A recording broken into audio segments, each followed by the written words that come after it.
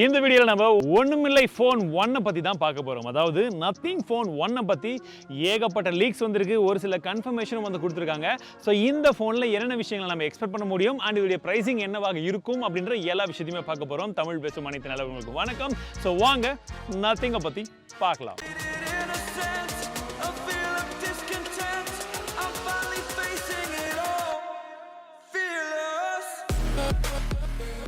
Nothing மேலே ஏன் இவ்வளோ இன்ட்ரெஸ்ட் நிறைய பேருக்கு இருக்குது அப்படின்னு கேட்டிங்கன்னா, OnePlus உடைய ஃபவுண்டராக இருந்து வெளியே போய் அவர் தான் இப்போ நத்திங் அப்படின்ற கம்பெனி வந்து ஆரம்பிச்சிருக்காரு. ஸோ இந்த கம்பெனிலேருந்து ஏற்கனவே நம்ம இயர் 1 காது 1 எல்லாம் வந்து பார்த்தோம், நல்லாவே வந்து சேல்ஸ் வந்து போயிட்டு இருந்துச்சு. அண்ட் இந்த ஃபோனை பற்றி ஏகப்பட்ட லீக்ஸ் இருக்கு இல்லையா, ஃபஸ்ட்டு ஒவ்வொன்றா சொல்லிடுறேன். ஃபஸ்ட்டு இந்த ஃபோனில் இருக்கக்கூடிய மிகப்பெரிய லீக் என்ன, கன்ஃபார்ம் பண்ண விஷயம் என்னன்னு பார்த்தீங்கன்னா, டிரான்ஸ்பரண்ட் பேக் இருக்கும்னு சொல்லியிருக்காங்க. அதாவது சும்மா வெறுமனே வந்து கிளாஸ் மாதிரி பின்னாடி கொடுக்காம உங்களுக்கு அதோடைய டிசைனும் பார்க்கறதுக்கு நல்லா இருக்கணும், உள்ளே இருக்கக்கூடிய பொருட்களும் வந்து பார்த்தீங்கன்னா அந்த காம்போனன்ட்ஸ் எல்லாமே நல்லா சூப்பராக தெரியணும் அப்படின்ற மாதிரியான டிசைனில் நிறைய பேர் ஒர்க் பண்ணிட்டு இருக்காங்க அப்படின்றது போல ஏற்கனவே அவருடைய ஃபவுண்டர் வந்து சொல்லியிருந்தாரு.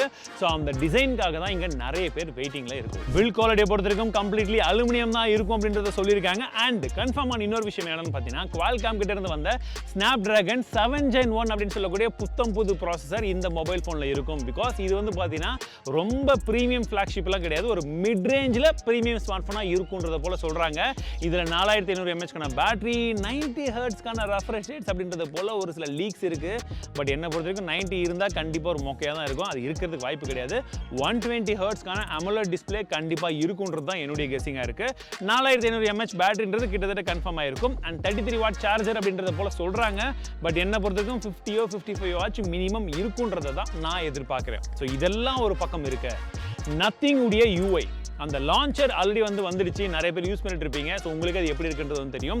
இதை பொறுத்த வரைக்கும் வந்து பார்த்தீங்கன்னா ஒரு க்ளீனான ஆண்ட்ராய்டு எக்ஸ்பீரியன்ஸை கொடுக்கறது தான் இவர் ட்ரை பண்ணுறாரு. ஏன்னா ஆக்சிஜன் ஓஎஸ்ஏ வந்து பார்த்தீங்கன்னா கிட்டத்தட்ட அப்படி தான் இருந்துச்சு இல்லையா. ஸோ அதை கொடுக்க போகிறாங்க. கொஞ்சம் டாட் உடைய ஸ்டைல்ஸ் இதெல்லாம் வந்து கலந்து வந்து இருக்க போகுது அப்படின்றத நம்ம வந்து எடுத்துக்கலாம். அண்ட் இன்னொரு விஷயம் என்ன அப்படின்னு பார்த்தீங்கன்னா, இதில் சிங்கிள் பஞ்சோட உங்களுக்கு நல்ல பெஸ்ட்லெஸ்ஸான ஒரு டிஸ்பிளே இருக்கும் அப்படின்றத சொல்லியிருக்காங்க. குறிப்பாக இந்த மொபைல் ஃபோனில் கேமராக்கான முக்கியத்துவமும் இருக்கும் அப்படின்றத சொல்கிறாங்க. ஸோ இதில் எனக்கு பெரிய எக்ஸ்பெக்டேஷன்ஸ் கிடையாது. 50 மேப்ஸ்க்கான கேமரா இருக்கும் டிஃபால்ட்டாக வந்து சொல்லியிருக்காங்க. பட் இதோடைய கஸ்டமைசேஷன் எப்படி பண்ணுறாங்க, அந்த கலர் கேலிபிரேஷன் எப்படி பண்ணுறாங்கன்றது ரொம்பவே முக்கியமாக வந்து பார்க்கணும். அதெல்லாம் லான்ச்சுக்கு அப்புறம் வந்து நம்ம பார்த்துக்கலாம். எல்லாம் ஓகே ப்ரோ, இதோடைய ப்ரைஸிங் என்னவா இருக்கும் நிறைய பேர் எதிர்பார்த்துட்டு இருந்தீங்கன்னா, ரொம்ப கம்மியான ப்ரைஸிங்லாம் கண்டிப்பாக லான்ச் பண்ண மாட்டாங்க. இந்த ஸ்பெசிஃபிகேஷன் வச்சு பார்க்கும்போது கண்டிப்பாக 35,000 ரூபாய் அந்த சர்க்கிள்குள்ளே தான் இந்த ப்ரைஸிங் வரும்ன்றதை நான் எதிர்பார்க்குறேன். அந்த ப்ரைஸிங் ஒருவேளை இவங்க லான்ச் பண்ணாங்கன்னா எப்படி இருக்கும்னு நினைக்கிறீங்க? கமெண்ட் செக்ஷனில் சொல்லுங்கள். அண்ட் இன்னொரு முக்கியமான விஷயம் என்னென்னா, நத்திங் ஃபோனுக்கு இருக்கிற ஹைப்பு, அட்வர்டைஸ்மெண்ட்ஸ், இன்ஃப்ளூயன்சர் மார்க்கெட்டிங் இதை மட்டுமே பார்த்து யாருமே வந்த உடனே வாங்காதீங்க. நானும் என்னால் முடிஞ்ச வரைக்கும் சீக்கிரம் அன்பாக்சிங் போட ட்ரை பண்ணுறேன். அப்படியே நானும் போட்டாலுமே எடுத்த உடனே வாங்காதீங்க. ஃபோன் வந்து பார்த்தீங்கன்னா என்ன தான் வந்து OnePlus உடைய ஃபவுண்டராகவே இருந்தாலும் இப்போ தான் புதுசாக இந்த ஒரு பிராண்டை வந்து லான்ச் பண்ணுறாங்க.